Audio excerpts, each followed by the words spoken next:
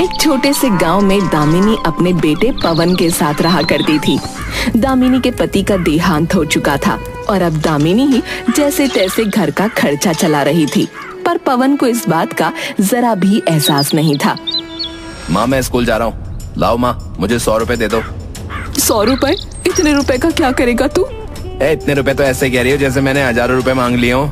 बेटा मेरे लिए 100 रुपए भी बहुत है, ये ले 10 रुपए ले जा। भिखारी समझ रखा है क्या मुझे, जो 10 रुपए दे रही हो? बेटा तुझे पता है मैं लोगों के घरों में काम करके और मजदूरी करके पैसा कमाती हूँ, फिर भी तू ऐसी बातें करता है। अरे जाओ यार, फिर वही रोना मत शुरू करो, मैं जा रहा हूँ। पवन के ऐसा होने का एक कारण उसकी संगत थी। उसके स्कूल के सब दोस्त एक नंबर के लफंगे और आवारा थे। ये उन्हीं का प्रभाव था कि पवन को अपनी माँ की तकलीफ नहीं दिखती थी। ऐसे ही एक दिन वो अपने दोस्त के पास बाइक देख लेता है तो वो लेने की जिद पकड़ लेता है। माँ मुझे बाइक लेनी है, अब मैं पैदल स्कूल नहीं जा सकता। तेरा दिमाग ठीक है? मैं इतनी मुश्किल से तुझे पढ़ा लिखा रही हूँ, घर चला रही हूँ, तुझे बाइक चाहिए? कहते हुए तुझे शर्म नहीं आती? मैं तब तक खाना नहीं खाऊंगा जब तक मुझे बाइक नहीं मिलती, बता रहा हूँ। पवन की जिद देखकर दामिनी अपना सर पकड़ लेती है। उसे कुछ समझ नहीं आ रहा था कि वो क्या करे, आखिर कैसे पवन को समझाए। पवन 2 दिन तक खाना नहीं खाता। फिर तीसरे दिन उसके घर के सामने बाइक खड़ी होती है। अरे वाह बाइक, माँ आपने तो कमाल कर दिया, ये तो बहुत अच्छी बाइक है, थैंक यू सो मच।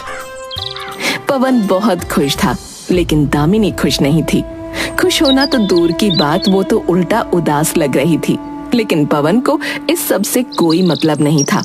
उसने तो बाइक उठाई और अपने दोस्त राजू को दिखाने निकल गया। राजू ये देख, मुझे बाइक मिल गई। अरे वाह, आखिर तेरा सपना पूरा हो गया, बधाई हो मेरे भाई। गांव में बहुत कम लोगों के पास बाइक है, जिनमें से तू एक है। अब तो चल इसी बात पर गांव का एक चक्कर लगा के आते हैं, सबको पता चलना चाहिए ना कि पवन के पास बाइक है। हाँ हाँ बिल्कुल मेरे भाई। वो लोग बाइक से पूरे गांव का चक्कर लगाते हैं और पवन सबको अपनी बाइक दिखाता है। पर तभी राजू कहता है, पर एक बात बता यार, तेरी माँ के पास इतने पैसे कहाँ से आए जो उन्होंने बाइक खरीद ली? अरे मुझे उससे क्या मतलब है, मुझे तो सिर्फ बाइक से मतलब है। नहीं पवन, तुझे मतलब होना चाहिए, क्योंकि तेरी माँ इतना पैसा तो नहीं कमाती कि बाइक खरीद सके। कहीं उन्होंने कोई गलत काम तो नहीं किया ना? अरे हाँ, इस बारे में तो मैंने सोचा ही नहीं। चल मैं उनसे पूछ लूंगा। तुझे क्या लगता है, अगर उन्होंने कोई गलत काम किया होगा तो वो तुझे बता देंगी? राजू की बातों से पवन के दिल में शक बैठ जाता है और वो निश्चय करता है कि वो अपनी माँ की जासूसी करेगा, ताकि उसे पता चल सके कि इतना पैसा आया कहाँ से। पर हम पता कैसे लगाएंगे? मुझे लगता है हमें उनका पीछा करना चाहिए, पता तो चले कि वो काम पर ही जाती हैं या कहीं और। एक दिन दामिनी जब घर से निकलती है तो राजू और पवन उसके पीछे लग जाते हैं। वो किसी के घर जाने के बजाय जंगल की तरफ जाने लगती है। तेरा शक बिल्कुल सही था राजू, मेरी माँ जंगल की तरफ जा रही है, कुछ तो गड़बड़ जरूर है। बस चुपचाप पीछा करता रहे, अभी पता चल जाएगा कि सच्चाई क्या है। करीब आधा घंटा चलने के बाद दामिनी जंगल के अंदर एक गुफा के पास पहुंचती है। वहां डाकुओं का डेरा था। उसे देखकर राजू और पवन डर जाते हैं, लेकिन दामिनी बिना डरे डाकुओं के सरदार के पास पहुंचती है और उससे बात करने लगती है। हे भगवान, तेरी माँ तो डाकुओं से मिली हुई है, मुझे अपनी आंखों पर यकीन नहीं हो रहा है यार। वो लोग छिपकर उन सबको देख रहे थे, पर तभी अचानक पवन लड़खड़ाकर सूखे पत्तों पर गिर पड़ा। पत्तों की खड़खड़ाहट से डाकुओं को खबर हो गई और उन्होंने उन दोनों को पकड़ लिया। ये तो बच्चे हैं, कौन हो तुम लोग? यहाँ क्या कर रहे हो? मरना है क्या? ये मेरा बेटा है और उसका दोस्त, जरूर मेरा पीछा करते हुए यहाँ तक आए होंगे। माँ, आप डाकुओं से मिलती हो? अब तक तो मुझे सिर्फ अपनी गरीबी पर शर्म आती थी, पर अब तो आपका बेटा कहलाते हुए मुझे शर्म आ रही है। ए बच्चे, तमीज से बात कर, वरना बताऊं तुझे अभी। पर ये चल क्या रहा है? मेरी माँ यहाँ क्या कर रही है? शांत हो जाओ, मैं सब सच बताती हूँ। दामिनी बताती है कि जब वो छोटी थी तो उसके पिता उसकी माँ को बहुत मारा करते थे। उसका एक छोटा भाई भी था जिसे ये सब बिल्कुल अच्छा नहीं लगता था और वो अपने पिता से जब तब लड़ता रहता था। एक बार उन्होंने उसे मारने की कोशिश की, पर उसी दिन गांव में डाकुओं का हमला हो गया। उन डाकुओं ने उसके भाई को बचाया और अपने साथ ले गए। पिता शराब के चक्कर में कुछ ही समय बाद मर गए और माँ को घर संभालना पड़ा। तब दामिनी अपने भाई को वापस लेने भी गई, पर वो अब डाकू बन चुका था। वो भाई कोई और नहीं, यही डाकू कलुआ है जो अब डाकुओं का सरदार बन चुका है। मतलब ये डाकू तेरा मामा है? बताओ माँ, क्या सचमुच ये मेरे मामा है? हाँ, और इतने सालों बाद मैं इसके पास इसलिए आई क्योंकि तुमने मुझे मजबूर कर दिया। वो बाइक इसने ही दिलाई है। हे भगवान, मेरा दिमाग समझ नहीं पा रहा है कि ये क्या हो रहा है। तुम्हारे मामा डाकू जरूर हैं, पर इसने हमेशा गरीबों की मदद करी है। अमीरों से लूट कर गरीबों को देना ही इसका काम है। मैंने तो अब तक मना कर रखा था कि मेरी कोई मदद ना करे, पर तुम्हारी वजह से मुझे इसके पास आना पड़ा। मुझे माफ कर दीजिए मामा, मुझसे बहुत बड़ी गलती हो गई कि मैंने आपको नहीं पहचाना। और माँ, आप भी मुझे माफ कर दीजिए कि मैंने आपको गलत समझा। तुम बिल्कुल गलत चीज के लिए माफी मांग रहे हो। माफी तुम्हें इसलिए मांगनी चाहिए क्योंकि तुमने अपनी गरीब माँ को परेशान किया। वो इतनी मेहनत और ईमानदारी से काम करके तुम्हें पढ़ा लिखा रही है और तुम उससे ऐसी फिजूल की चीजें मांग रहे हो जिनके लिए उसे मेरे पास आना पड़ा। तो आप बाइक वापस ले लो ना, मुझे वो बाइक नहीं चाहिए। नहीं नहीं, जो मैं दे चुका सो दे चुका, वो वापस नहीं लूंगा। ठीक है, पर मुझे अपनी गलती का पश्चाताप करने का मौका दीजिए। मैं चाहता हूँ कल रात का खाना आप हमारे घर हमारे साथ खाओ। क्यों माँ, सही रहेगा ना? अरे नहीं नहीं, इसकी कोई जरूरत नहीं है। नहीं कलुआ, पवन बिल्कुल सही कह रहा है। तुझे हमारे घर आना चाहिए। वैसे भी बहुत समय हो गया है, हमने साथ बैठकर खाना नहीं खाया। चलो ठीक है, मैं आऊंगा। इसके बाद वो तीनों वहाँ से लौट जाते हैं। अगले दिन कलुआ डाकू उनके घर रात के खाने के लिए आता है। वो साथ में बहुत सारे तोहफे भी लाया होता है। अरे इसकी क्या जरूरत थी भाई? अरे रख लो, पहली बार तुम्हारे घर आया हूँ, इतना तो बनता है।